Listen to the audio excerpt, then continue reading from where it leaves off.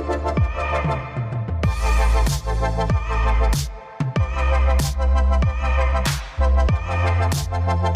वालेकुम दोस्तों, मैं हूं आपका होस्ट मोहम्मद शफीक। आप चैनल देख रहे हैं technical Shafiq TV.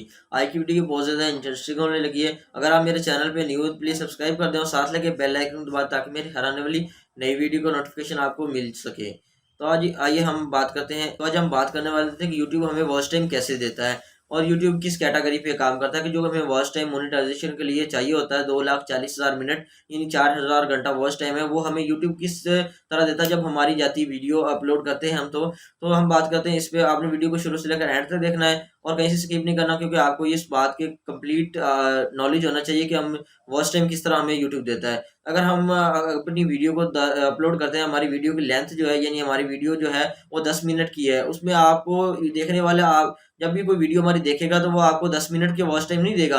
For example जो बंदा हमारी वीडियो 10 मिनट की देखेगा, 5 मिनट देखेगा और दूसरा बंदा 3 मिनट देखेगा, वो हमारा जो है वो 8 मिनट की हो जाएगी वीडियो। फॉर एग्जांपल आप 10 एक बंदा 10 मिनट की वीडियो और दूसरे बंदे ने 10 मिनट की वीडियो, यानी एक वीडियो को 2 बंदों ने देखा और उन 2 बंदों में से एक बंदे ने 5 मिनट देखा और एक बंदे ने 3 मिनट देखा, तो वो हमारा टोटल 20 मिनट नहीं होगा, वो हमारा टोटल होगा 8 मिनट। यूट्यूब इस टाइप हमें जो है वॉच टाइम देता है।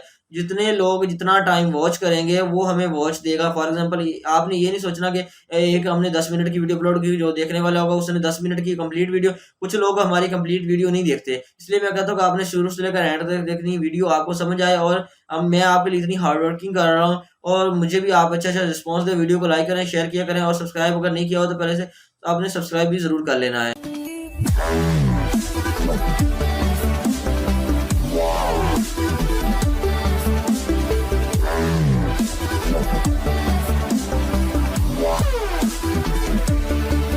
Yeah.